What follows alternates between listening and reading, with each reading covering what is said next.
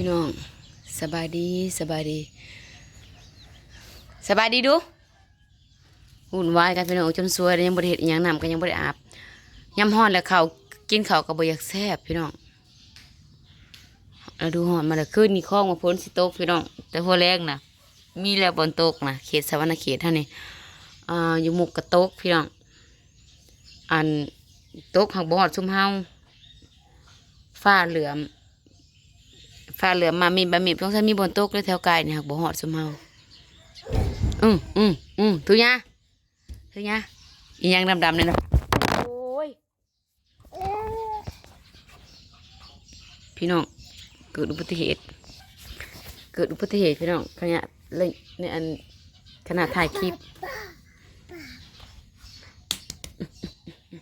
กินมัมมะ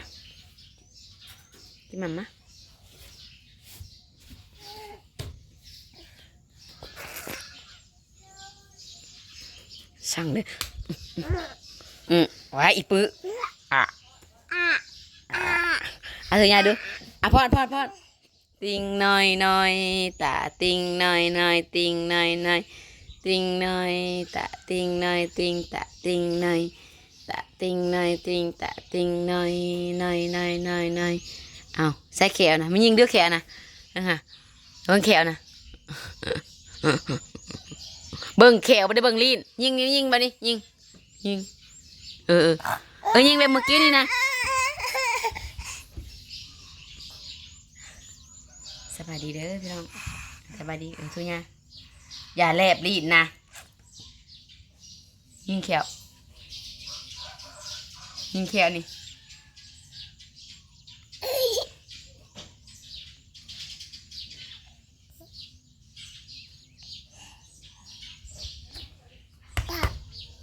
มันเป็นตาสั่ง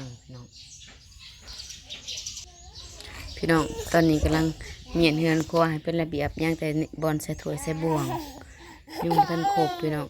โอ้มึงดูบุกแป้นนะน้ำถือกระเปื้อนพี่น้องเสียแต่จ่อยมากตัวนี้ออกแล้วพี่น้องแต่ยังบ่มีเวลาเกือบหัวมึงวัดเสดียมอัน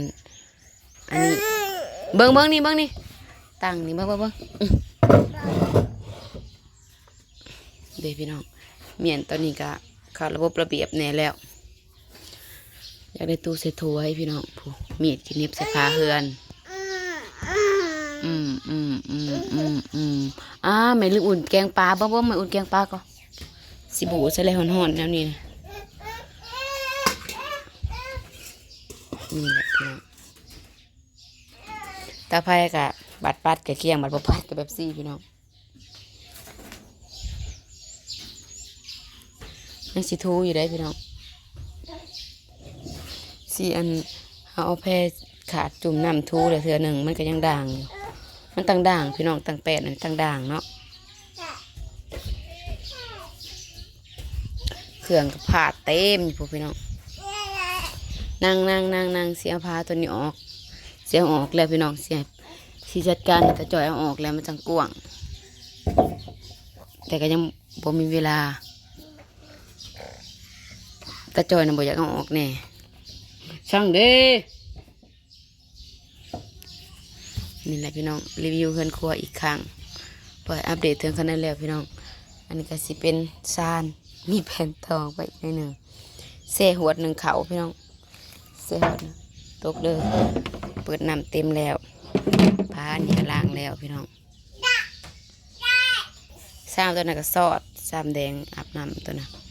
เขาก็สีบุมียังถ่ายคลิปด้วยพี่น้องจะได้ก็ฝากเบิ่งฝากส้มเนี่ยเด้อ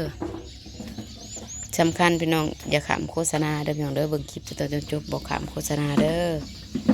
อันนี้ขาวเสียลงไปแห่งงัวพี่น้องอุปกรณ์เครื่องใส่มีปิ่งเขียดดำพี่น้องท่านได้ป่นว่าสิป่นมักเพชรขัวเฮากระเบิดว่าสิขัวมักเพชร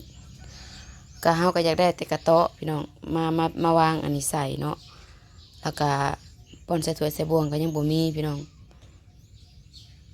คิดว่าจะได้ตู้กับเขาก็ยังบ่ได้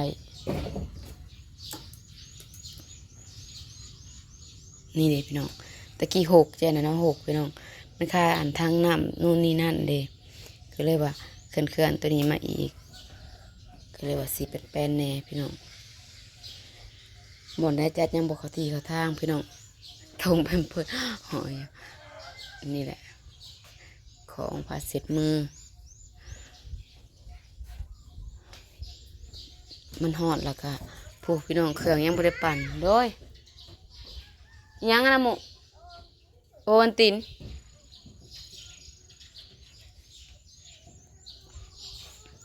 รีวิวหัวจัดระบบระเบียบหอดใส่เฮากระเซียนบัตรอันนะเฮากระเซียนออกประถิ่มแล้วพี่น้องกี่เท่ามันเต็มแล้วก็ออกประถิ่มเนาะเฮ็ดได้ไรเฮ็ดได้ไร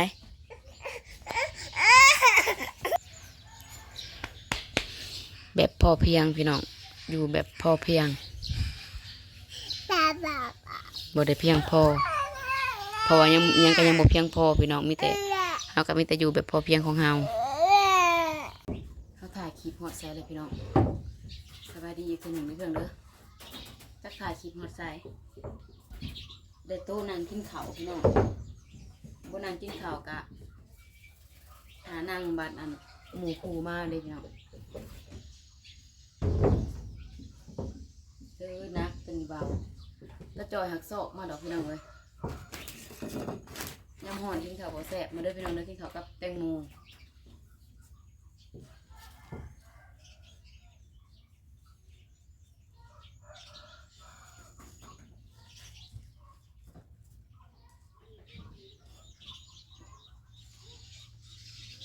ลูกเขาก็นอน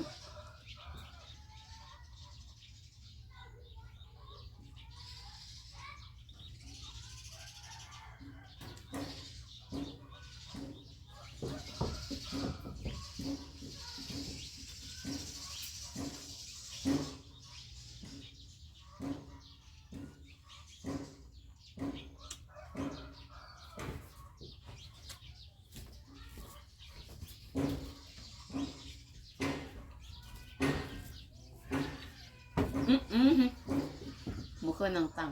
เก้าอี้พี่น้อง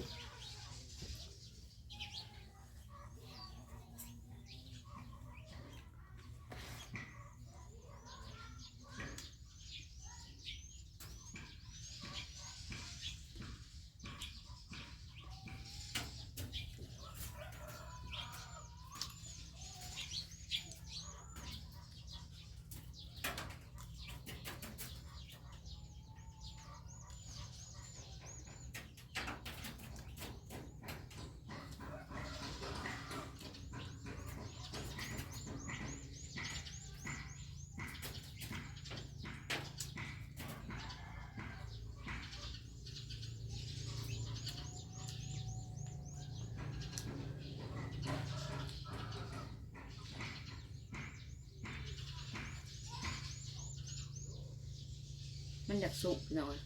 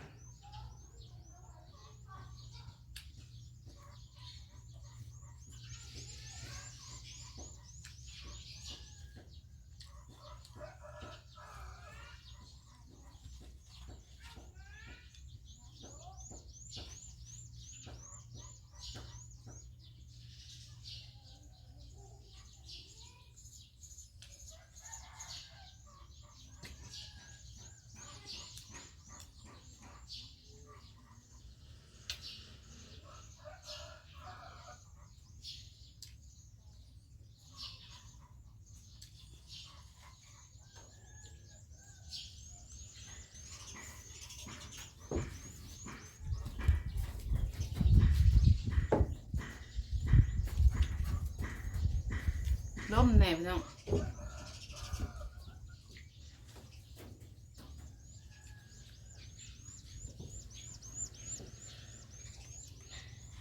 โม่อยากสุกแล้ว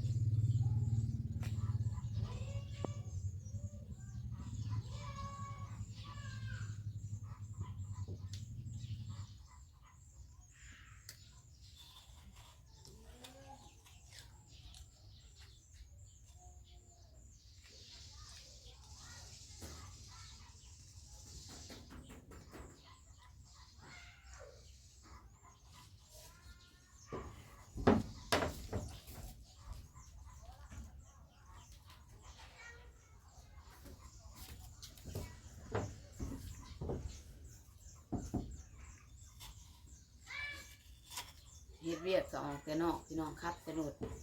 ไปหูไปเห็นเบิร์ดทุกบอดเนาะเห็นโต๊ะก็อยากได้โต๊ะเห็นตังก็อยากได้ตัง ไปลึงไปเคยไปแอนลึงไปเคยกับข้าเจ้าจน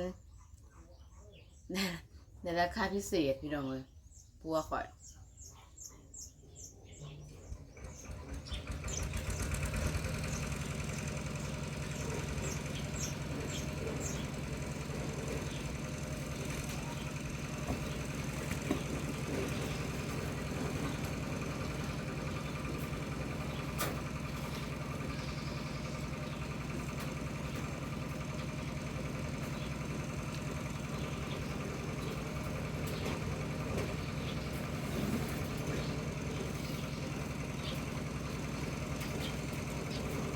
ได้เลยเนาะเขาปั่นมันหอมสุดท้ายเขาจะขวบมาพริกฟักพายเขาอยู่ลูกพ่อ